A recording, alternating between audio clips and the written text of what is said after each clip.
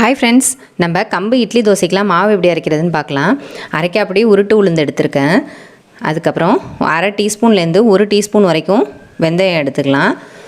அது எல்லாத்தையும் சேர்த்தே கழுவிட்டு ஊற வச்சுடுங்க. அந்த தண்ணியே நம்ம அரைக்கிறதுக்கும் பயன்படுத்திக்கலாம். அப்புறம் காப்புடி கம்பு எடுத்துக்குங்க.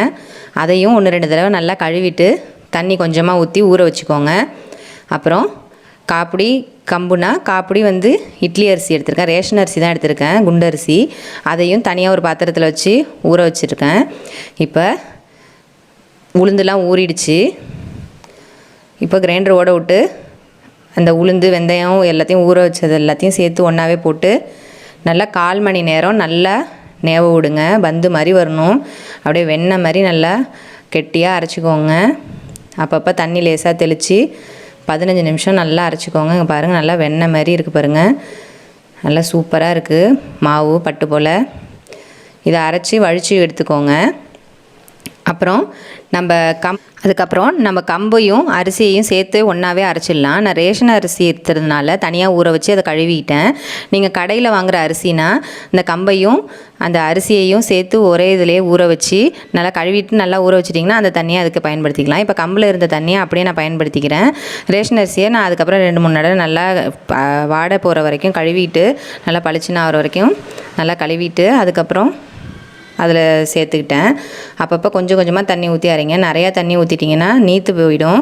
அப்புறம் இட்லி வரவே வராது. தோசை நல்லா வரும். நல்லா கல் போல் அரைச்சாதான் நல்லா இட்லி நல்லா பந்தாக நல்லா சாஃப்டாக வரும். இல்லாட்டினா தோசையாக பட்டையாக போயிடும். அதனால் இது குறப்பாலாம் அரைக்கக்கூடாது. எந்த அளவுக்கு நல்லா நைஸாக கையிலே தென்படாத அளவுக்கு எப்படி அரைக்க முடியுமோ அந்த அளவுக்கு குறப்பு இல்லாமல் அரைக்கணும். அப்படியே பட்டு எப்படி இருக்குமோ அதை மாதிரி அப்படியே ஸ்மூத்தாக இருக்கணும். அந்தளவுக்கு நல்லா நைஸாக அரைச்சிக்கணும். அரைச்சிட்டு நான் இதிலையே நான் அரைச்ச உளுந்து மாவு உப்பு எல்லாத்தையுமே சேர்த்து ஒன்றாவே இதில் போட்டு ஓட விட்டுருவோம் ஒரு 3 நிமிஷம். ஏன்னா நான் அது ஈஸியாக இருக்கும் கலக்கிறதுக்கு. ஒரு டேபிள் ஸ்பூன் அளவுக்கு கல்லுப்பு சேர்த்துக்குங்க. உங்கள் சுவைக்கு தகுந்த மாதிரி கொஞ்சம் கூட குறைச்சி வேணும்னாலும் தகுந்த மாதிரி சேர்த்துக்கோங்க. இப்போ அரைச்சி வச்ச உளுந்து மாவையும் அதிலே சேர்த்துக்குங்க. ஒரு 3 நிமிஷம் போல் நல்லா ஓடுனதுன்னா நம்ம கையால் கரைக்கிறத விட கிரைண்டரில் கரைக்கும் போது நல்லா ஈவனாக கலந்துருக்கும். இட்லியெல்லாம் நல்லா பந்தாக வரும். இதேமாரி நம்ம கிரைண்டரில் கரைக்கும் போது என்ன ஒரு டிஸ்அட்வான்டேஜ்னால் புளிக்கிறதுக்கு லேட் ஆகும். மற்றபடி சூப்பராக இருக்கும் மாவு. இதில் நீங்கள் கையால் கரைச்சிங்க அப்படின்னா ஒரு 5 மணி நேரத்துலேயே புளிச்சிரும். நம்ம சாதாரண மாவை விட இது சீக்கிரமாகவே புளிச்சிரும். அதுமாரி ஊற வைக்கிற டைமும் ஒரு 3 மணி நேரம் இந்த கம்பு அரிசி எல்லாத்தையும் 3 மணி நேரம் ஊற வச்சிங்கனாலே போதும். அதுக்கு மேலே அதை ஊற வைக்க வேண்டாம். நல்லா ஊறிடும். அதுக்கப்புறம் எல்லாத்தையும் கழுவிட்டு நல்லா அரைக்க வேண்டியது தான். அதுக்கப்புறம் நான் இட்லி ஊற்றுறேன் பாருங்கள். இட்லி அடியில் எண்ணெய் தடவிட்டு இட்லி பாத்திரத்தில் தண்ணியை முன்னாடியே கொதிக்க வச்சுட்டு அதுக்கப்புறம் இட்லி தட்டை வைங்க. அப்போ தான் நல்லா வேகும். தோசையும் நல்லா மொறுன்னு நல்லா சூப்பராக வரும். பாருங்கள் எப்படி அழகாக வருதுன்னு.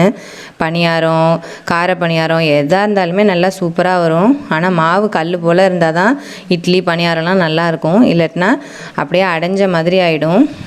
பாருங்கள் எவ்வளோ மொறுன்னு கிறிஸ்பியாக இருக்குதுன்னு பார்க்கும்போதே தெரியுது.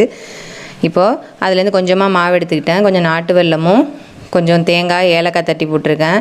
இது எல்லாத்தையும் சேர்த்து கலந்துட்டு பணியாரக்குழி சூடானோடனே நெய்யோ எண்ணெயோ விட்டு அழகாக ஊற்றலாம்.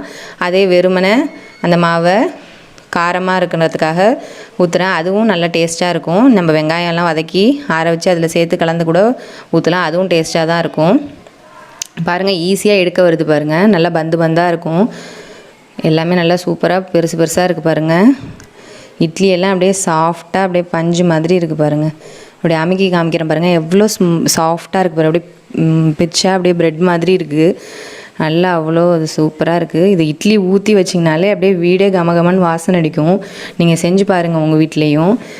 இந்த காம்பினேஷனில் கொஞ்சம் மாற்றினாலுமே நல்லா வராது இட்லி. அதனால் இந்த ப்ரப்போர்ஷன்லேயே கரெக்டாக நல்லா கல் போல் அரைச்சிக்கோங்க. பாருங்கள், இனிப்பு பணியாரம் கார பணியாரம் எல்லாமே நல்லா சாஃப்டாக இருக்குது. நம்ம சாதாரண இட்லி தோசைக்கு என்னென்னலாம் தொட்டுக்கலாமோ அது எல்லாமே இதுக்கும் செட் ஆகும். சட்னி சாம்பார் எல்லாமே நல்லாயிருக்கும் இதுக்கு தொட்டுட்டு சாப்பிட்றதுக்கு. நம்ம சப்ஸ்கிரைபர் கூட கேட்டிருந்தாங்க கம்பு மாவுக்கு இட்லிக்கெலாம் எப்படி அரைக்கிறது, தோசைக்கெலாம் எப்படி அரைக்கிறதுன்னு. இந்த மாதிரி பக்குவத்தில் அரைங்க. தேங்க்யூ.